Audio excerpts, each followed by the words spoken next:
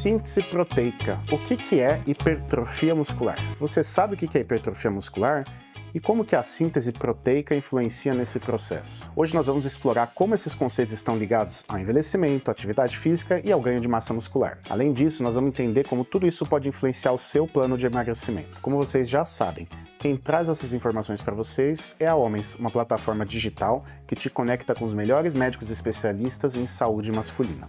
Tudo isso sem você precisar sair de casa. Nós oferecemos preços acessíveis para que todos possam ter um acesso a um atendimento médico de qualidade, sigiloso e sem constrangimentos. Então, se você precisa de ajuda médica sem tabu, conta com a Homens. Antes de começarmos, não se esqueça de se inscrever no canal, deixar o seu like e comenta se você já utilizou algum suplemento para ajudar no ganho de massa muscular. Agora vamos lá. O que é a síntese proteica? A principal molécula do músculo é a proteína, né? Então, síntese proteica, síntese quer dizer construir, proteica, proteína. Quando nós comemos uma proteína, por exemplo, enzimas do nosso intestino vão digerir essas proteínas e transformar elas nas menores unidades. Se a gente imaginar que a proteína é uma caixinha de dominó, os aminoácidos são cada pecinha de dominó. Então, dependendo de como a gente monta esse dominó, a gente tem proteínas diferentes para funções diferentes. Proteínas podem fazer muitas coisas. Existem proteínas nos ossos, existem proteínas no sangue, existem proteínas que ajudam na inflamação, na coagulação.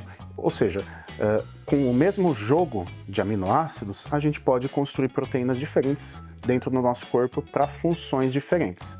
Então, mesmo que a gente consuma uma proteína de uma fonte X, nosso corpo pode usá-la para fazer uma coisa Y, porque ele vai quebrar em aminoácidos e vai reorganizar em proteína. Então, a síntese proteica é um processo celular que o nosso corpo faz para poder produzir essas proteínas que vão ajudar em diversas funções do nosso corpo. Como ela impacta na hipertrofia muscular?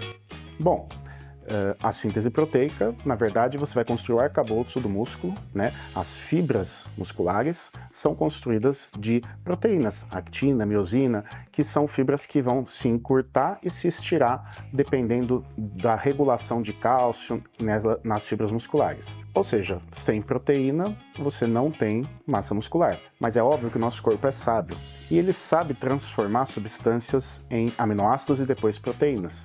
Então, eventualmente, é óbvio que uma ingesta de proteína baixa vai levar a uma desnutrição, mas no curto prazo o nosso corpo tem modos de contornar isso. O que é hipertrofia muscular? Hipertrofia, trofia é crescimento, hiper grande. Então é crescimento de músculos. Nosso corpo, ele se adapta a situações de demanda exagerada.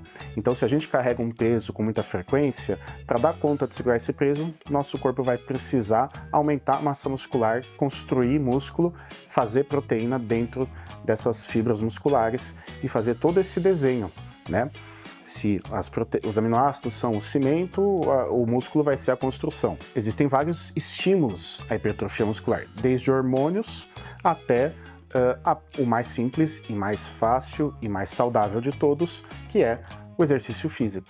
Quando você trabalha uma sobrecarga muscular, quando você aumenta a carga de trabalho que um músculo faz, você vai gerar uma resposta desde o DNA das células até células de reparação que vai fazer o seu corpo reorganizar esse músculo e fazer ele crescer para dar conta do trabalho que lhe é exigido. Como as proteínas atuam no ganho de massa muscular? Bom, tudo isso é muito bonito, mas para construir o músculo precisa da matéria-prima, que são aminoácidos e proteínas. Então, numa situação extrema em que você não tem acesso a aminoácido e proteína, você vai desenvolver uma forma de desnutrição proteica que vai ocorrer inchaço por falta de proteínas no sangue, como albumina, e que vai gerar a perda de massa muscular. Então, a proporção de influxo de aminoácidos, o quanto a gente come de proteínas, tem um papel, até certo ponto, na quantidade e qualidade de massa muscular que nós vamos desenvolver. E não só isso, diferentes outras funções que outras proteínas vão exercer no nosso corpo. Quando consumir proteína, antes ou depois do treino? Bom, essa pergunta depende muito, na verdade. Depende um pouquinho da sua rotina, da sua dieta. De forma geral, a nutrição nos ensina que a fonte alimentar quase sempre é melhor do que suplementos proteicos. Dito isso, existem suplementos proteicos que são pensados para pessoas que não conseguem comer muita proteína ou que têm dificuldade em comer no momento adequado. Nós sabemos que depois do treino, o nosso músculo se reconstrói e ele tem um influxo constante de aminoácidos que vai durar até 24 horas ou mais.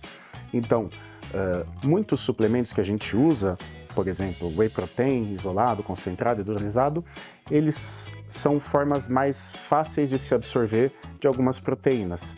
E eles são pensados para usar no pós-treino imediato, para aumentar o pool de aminoácidos que você tem no seu corpo. A quantidade total diária de proteína que você deve comer ao longo do dia vai variar de acordo com o tipo de atividade física que você vai fazer. Para uma pessoa que faça uma atividade física extenuante, vai variar de 1,2 a 1,6 gramas por quilo de peso corporal. O ideal é fracionar essa ingesta proteica em todas as refeições para otimizar essa absorção. Quanto à proteína antes do treino, ela não pode ser muito próxima do treino, porque a proteína ela demora mais para ser digerida do que um carboidrato, por exemplo. Então, quando a gente está digerindo um alimento, nosso corpo vai mandar mais sangue para o intestino. Isso vai piorar nossa performance no esporte, né? Então, se alguém já sentiu dor de barriga, enjoo, depois de comer pesado e malhar, esse é o motivo. O seu corpo não conseguiu lidar em mandar muito sangue para o músculo e para o intestino ao mesmo tempo. Resumindo, a ingesta proteica ela tem que ser adequada, tem que ser ajustada com o seu nutricionista ou com o seu médico e ela tem que ser fracionada ao longo do dia. No período pós-treino, é um momento em que muitas pessoas vão fazer uso, se tiver indicação, de suplementos proteicos do tipo whey protein ou outras proteínas veganas, por exemplo, para complementar e atingir uma meta proteica mais adequada. Mas tomar whey protein apenas não vai te eximir de fazer uma dieta adequada no resto do dia seguinte e na semana, enfim. Isso é só um complemento, como está no nome, é um suplemento. Qual treino é mais eficaz para potencializar a síntese proteica e hipertrofia? Na verdade, depende muito do que a gente está querendo. Então, a gente tem fibra de contração rápida, fibra de contração lenta, nós temos exercícios mais explosivos, que vão estimular mais as fibras de contração rápida, e exercícios mais resistidos, com duração de tempo mais prolongada, que vão estimular as fibras de contração lenta. Mesmo correr vai estimular a síntese de proteína, vai estimular ganhar massa muscular, mas em regiões diferentes do corpo. No final das contas, a musculação foi desenvolvida justamente para tentar equilibrar todo o estímulo muscular e para fazer um crescimento mais harmônico. Vale levar em conta que, dependendo do seu treino de musculação, alguns músculos a gente está enfatizando mais ou menos, né? Então, homens, não pulem o treino de perna, porque as pernas, os músculos da perna, o músculo quadríceps da perna é o maior músculo do corpo humano. Além de treinar, o seu músculo precisa de uma adequação alimentar, ingesta hídrica e descanso, porque senão não vai se construir num sistema sobrecarregado. Existem diversos tipos de treino, de estratégias de treino, eles têm que ser um pouco individualizados de acordo com as suas características e de acordo com o esporte que você quer praticar, por exemplo, ou o tipo físico que você quer atingir. O ideal é ter um acompanhamento profissional, com personal, que possa te direcionar para você qual que é o melhor tipo de treino. Cardio atrapalha? Então, depende, na verdade, né?